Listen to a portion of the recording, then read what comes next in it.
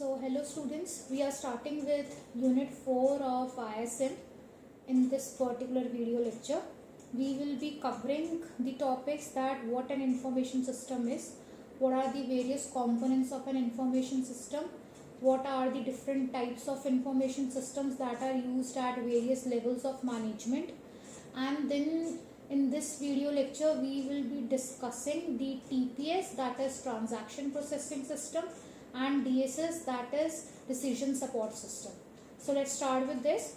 Information system is basically a set of interrelated components that we assemble together and that work together so that we can collect the data, we can process the data, we can store it, and after processing the data we can distribute the information, which is the output of processing, so that that information can be used by the people at the different levels of management for planning their activities, for controlling, for coordination, for analysis in the business organizations, right?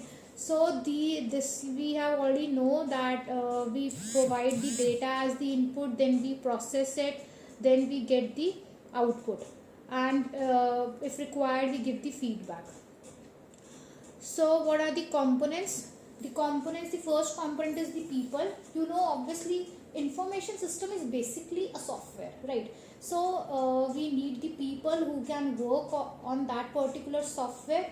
People are the resource for any organization. So people can be the end user or the information system specialist. End user means, suppose if I am using any banking application, I am nowhere in the picture while the software was developed. I am just using it. So I am the end user here. Information system specialist can be the people who have designed that application, who are maintaining that application, and other end users we have just discussed. So these are the two types of basically people who actually interact with the system, right? Then we have the hardware, obviously, because information system is a combination of hardware and software. This is what a system means. So we need the hardware, that all the tangible devices. We need the peripheral devices, that is keyboard, mouse, printer. Then we need the software. These are the components, combining all of which we actually form an information system. Software is basically nothing but a set of instructions that tells the computer that what the computer has to do, right? So software is one of the component. Then we are having the data. Obviously we need to provide some input to the information system so that that data can be processed and converted into information. Now data can be in the form of alphanumeric data, can be in the form of alphabets, numbers, some special characters. It can be in the form of images. So for example, sometimes we upload our photograph or signature on some sites. For example, while taking admission into a university, the data can be in the form of human voice, it can be audio data. So these are the different forms in which the data can be provided to the system so that it can be processed. And finally, the network. Why we need network? If we are not having network in our information system, we will not be able to communicate the information that we have retrieved after processing to the other people, to the other systems around us, right? So definitely we need the telecommunication networks, we need the modem, we need the processors, we need the internet services, intranet, internet and extranet services, so that we can share the information, we can collect the data, we can access the data from the external sources, we can share our information with the people inside and outside the organization. That is why we need the network.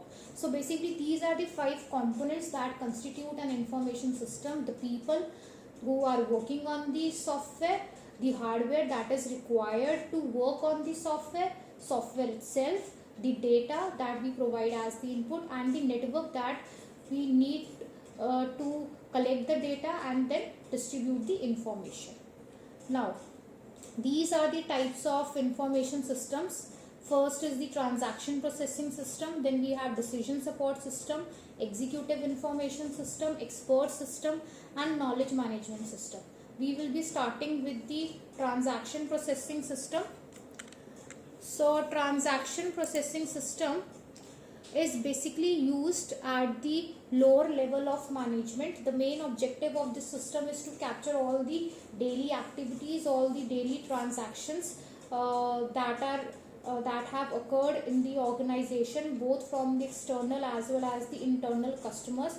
The primary purpose of a transaction processing system is to process, to validate, and to store the information, to store the transaction that takes place in various functional areas of business. Transaction processing system helps us to summarize the data. Obviously, suppose if any company, if they wants to know how many cars of each model they have sold in the month of April, so if this data is needed by the people at the upper level management, then how they will retrieve this data? This data will definitely be fetched from the lower level, that is the TPS, from the TPS. So TPS is basically used to provide the data to the people at the upper level and to make some decisions at the lower levels. Suppose I want to compute the salary of an employee, then this is the part of a transaction processing system that we just need to calculate the attendance of that employee and we will calculate the salary of that employee. Now what else? That basically transaction processing systems are used in generating the invoices, the customer statements. Okay, and we are given some examples here. Suppose if we are from the college point of view, the transaction processing system basically includes enrolling the students in the courses, billing students for tuitions, issuing paychecks. Another application areas where transaction processing systems are used: airline reservation systems, banking systems, accounting systems. We have basically two types of transactions, that is the internal transaction and the external transaction. Internal transaction means that are within the organization. For example, one department wants some data from the other department or to make some policy, suppose the promotion policy or the reservation policy, then that transaction, that data we need to collect from the transaction processing system, and that transaction will be the internal transaction. External transaction is a transaction where people from outside the organization are involved. For example, if I place an order at Flipkart, then that transaction will be considered as an external transaction for the company, right? So these are the types of transaction. What are the features of transaction processing system? Transaction processing system are the main producers of information, because you can see the maximum count of people that are interacting is with the people at the lower level of management. Obviously, the higher we move in the management, the count of people that are working at that particular level becomes low. The maximum people, those who are working, they are working at the lower level, then some low count at the middle level, and the least count of the people, they are working at the upper level of management, right? So TPS is the main data provider, main provider of information, right? So TPS is very important, because if we maintain the incorrect records at the TPS level, then the information that we the data that we process will be wrong, and the information that we will circulate to the upper levels will not be correct, and that can lead to the wrong decision making. So the role of TPS is very important for any organization. TPS handles the data and it shows the result of the various activities on the historical basis. It spans the boundary of an organization and connects the elements of the environment. At the operational level, the task and the resources are predefined and are highly structured. If you remember, we have discussed in the class that we have basically two types of decisions: structured and unstructured. Structured means where everything is known in advance. So at the TPS level, we are not bothered about the strategic decisions. We are just bothered about that what type of stationery I need, what type of data I need to calculate the salary. So that is very basic type of data, right? So the resources and the tasks, the activities that are defined at the TPS level is very structured, they're highly structured, because the criteria is already predefined for the decisions. Now TPS is relevant to every functional area of business organization. Every area of any type of business, they need TPS, because TPS is the main information provider. It maintains a link between the organization and the outside parties, the external entities, whether they are customer suppliers, they are distributors, or they are the regulatory agencies. TPS is the lifeline for a company because it provides data. It is the largest source of data for all the other information systems that are used at the middle level and the upper level of management, whether it is MIS, whether it is DSS. If suppose the TPS shuts down due to any reason, then it can very badly impact the organization, and it can lead to bad consequences, for serious consequences for the organization. So this is what a TPS is. We provided the transaction input. That input is validated if the input is valid or not. If the input is invalid, then we passed it on to correct it. Then if the input is valid, we process the transaction, and that transaction is stored in the transaction document as well as on the transaction control log. Why we are maintaining the log is, suppose due to any reason our transaction fails while execution, then we can recover, we can retain our database into the initial stage. If the transaction is processed successfully, then we update the master file, and we maintain a control log always, so that you have noticed this. Suppose I go to a bank, they are having all the transactions, all the historical transactions recorded. If I want to want account statement from suppose April 2019 till March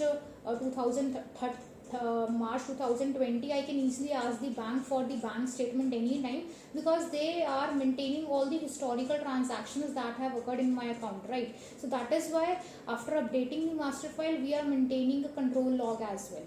So if anything is required, we can use this control log for recovery purpose. Now this is what is written there. Next is the DSS. DSS is basically a software system that is used at the middle level of management. It allows both, it supports, it facilitates both type of decision making, that is semi-structured and unstructured. Semi-structured means where partially we know the criteria, we know the things, we know the activities, and unstructured means where the things are unpredictable, right? So DSS can be used both at the middle level and sometimes at the upper level as well. So DSS is a class system, is a software that supports, the main objective is the decision making. It automates the process of decision making after receiving all the data from the TPS. It is a well integrated software. It is a user friendly computer based tool that combine various type of decision making models. What models? All the qualitative and quantitative model that we need to solve the structured and the semi structured problems.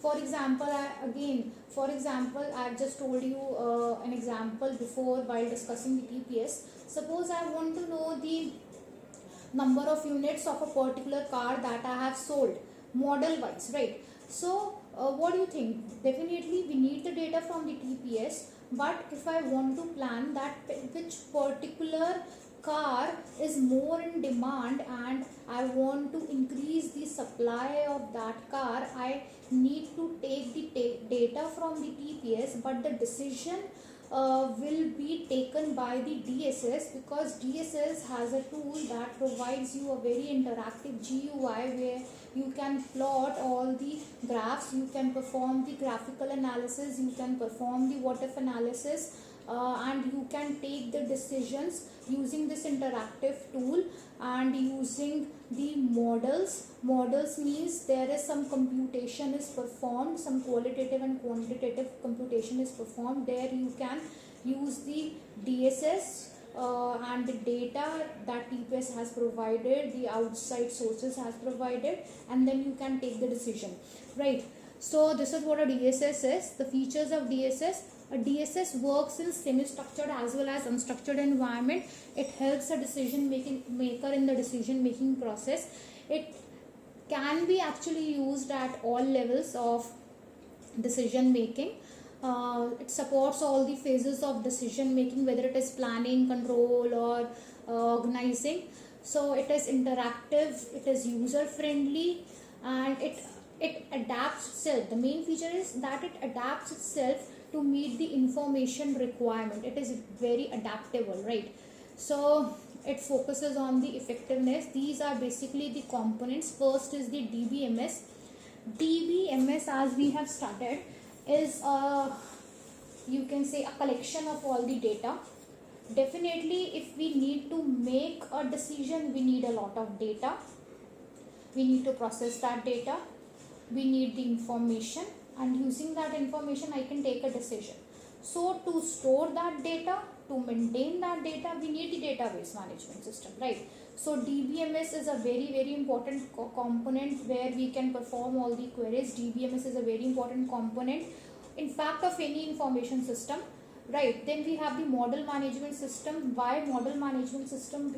Because now you have the data, you process that data, but you want to find out something out of it.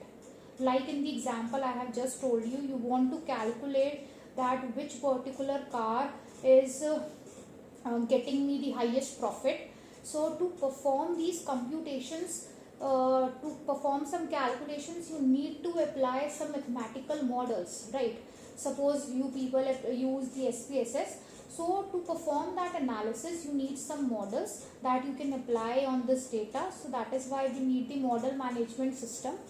Next is the support tool. Obviously, DSS is itself a tool, it's itself a software where this database and models are equipped in, that is built in. So DSS basically comprises of the three main components: the database management system that provides the data, the model management system where the computational models are provided, and these two components, they are integrated into a software that is known as the DSS support tool, or the software that provides you the very interactive GUI where you can display the graphs, you can provide the graphics, you can perform the graphic analysis, right? So what are the functions of a DSS? Obviously, the model building. DSS allows you to build a model that can be helpful in performing the calculations, because an appropriate model is required to solve the problem. Then DSS allows you to perform a what if analysis, that what will be the impact of changes. Suppose if I am providing some input to a model, if I change the value of those variables, then how it will be going to affect. What is the I guess you have studied about some chi-square test in your research methodology, RM.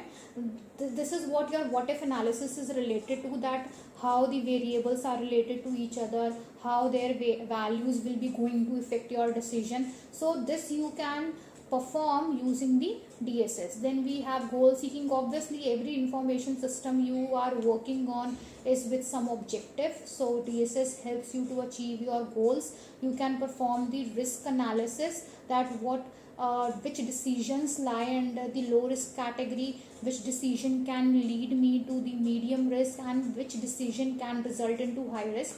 We can perform the risk analysis. And finally, the graphical analysis that I have just told you, that you can display all the outputs using some bar graphs, or you can compare your decisions by displaying them graphically.